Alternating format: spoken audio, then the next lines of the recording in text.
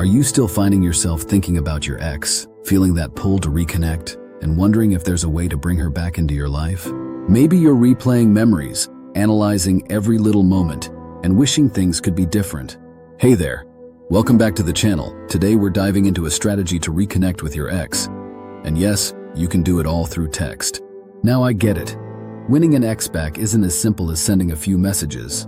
But when done right, texting can be incredibly effective for re-establishing rapport, trust, and attraction. Here's the thing, if you're not careful, texting can backfire, making you seem desperate or pushy. Stick around to the end, and I'll walk you through exactly how to text your way back into her heart. A common question that comes up is, should I call or text my ex? In most cases, texting is actually the better approach. Why? Because it doesn't force an immediate conversation, gives you time to think through your responses, and allows her to reply on her own terms. No pressure. Texting often turns out to be the best way to re-establish a connection. But as with any approach, there are exceptions. If you and your ex rarely texted when you were together, suddenly texting now might come across as out of place. So keep that context in mind before you dive into the tips I'm about to share. Before we get into what to text, let's go over a few major pitfalls. Common mistakes that can seriously hurt your chances of getting her back. Trust me, I've seen many people make these mistakes, and they can absolutely ruin your shot at rekindling things. One saying that I always go back to is, when emotions run high, logic runs low. When you're dealing with a tough breakup, you're probably not in the clearest state of mind. The heartbreak, the desperation, the sadness, all of it clouds your judgment. And without logical thinking, it's easy to fall into one of these three classic texting mistakes. The first mistake, the hate text. It's a text driven by anger, frustration, or disappointment. While venting can feel good in the moment, sending hurtful or bitter messages to your ex will only lower your chances of rebuilding anything with her. So if you find yourself upset, take a step back. Cool down before picking up the phone. Anger is a completely normal reaction, but acting on it will push her further away. Remember, what's your goal here? To get one last dig in, or to actually rebuild something with her? People naturally gravitate toward things that make them feel good. If she associates negative feelings with you, it's unlikely she'll want to reach out. So, take a breath and avoid those negative texts. Live to fight another day. The second common mistake? Spam texting. When emotions run high and you feel desperate, it's easy to pick up your phone and start bombarding her with messages. But nobody likes spam, and nobody wants to talk to someone who seems frantic and needy. Imagine if you received 20 or 30 texts a day from someone you weren't interested in talking to. Annoying, right?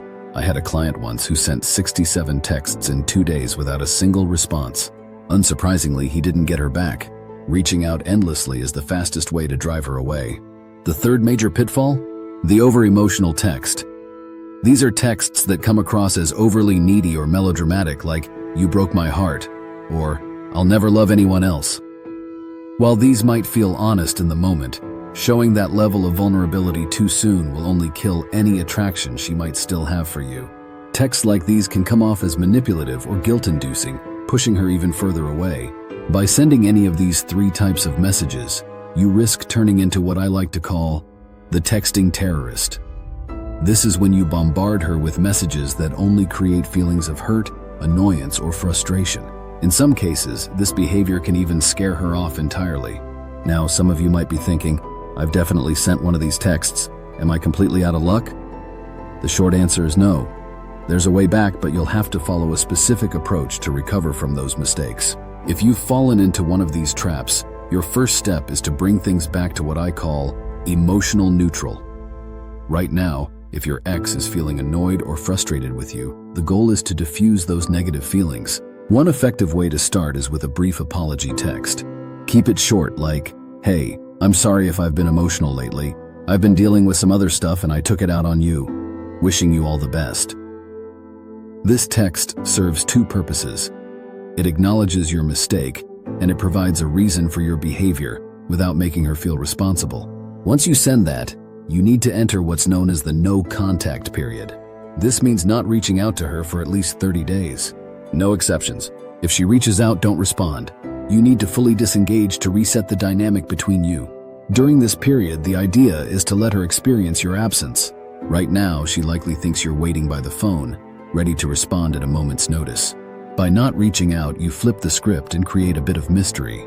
For example, Imagine if she texts you halfway through this no-contact period and you don't reply.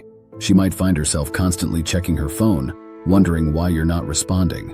This subtle shift can often make her start to miss you. Now, no contact isn't the whole solution, but it's a crucial step. But for now, let's keep focusing on the basics. After the no-contact period, it's time to reconnect, but cautiously. Start with a friendly, simple message that doesn't come off as desperate. You could try a big interest text.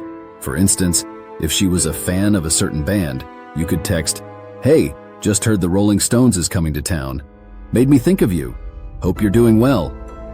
This approach shows genuine interest without putting pressure on her to respond.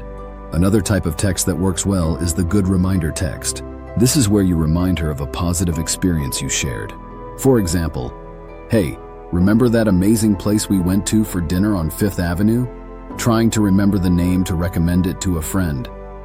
This subtly brings back good memories without coming off as clingy. One more approach is the smile text. If you have a shared memory that makes you both smile, send a quick message about it.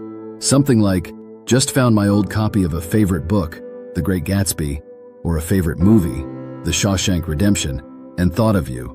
Brought a smile to my face. This keeps things light, nostalgic, and positive. The goal with these messages isn't to make her fall in love instantly. It's to re-establish a positive vibe and get her thinking about the good times. Keep the conversation light and don't bring up past issues or ask if she's seeing someone new. Let her feel comfortable enough to want to engage with you. So now that you're reconnected, how do you go from texting to meeting up? Here's the key. You need a good reason to meet that doesn't feel like a date or suggest you're still hung up on her. You might say, "Hey, I'm planning a trip to Italy and I know you've been there. Would love some advice over coffee." This type of approach is low pressure and gives her a clear, non-romantic reason to meet up. Once you meet, you can gradually reintroduce her to the new, confident version of you. Remember, attraction is built slowly over time. If you follow these steps and avoid the classic mistakes, you'll have a much better shot at reigniting her interest in you. So now that you have a better idea of how to reconnect with your ex through texting, we'd love to hear your thoughts. What strategies have you tried? Have you made any of these common texting mistakes before? Share your experience in the comments. Let's keep the conversation going.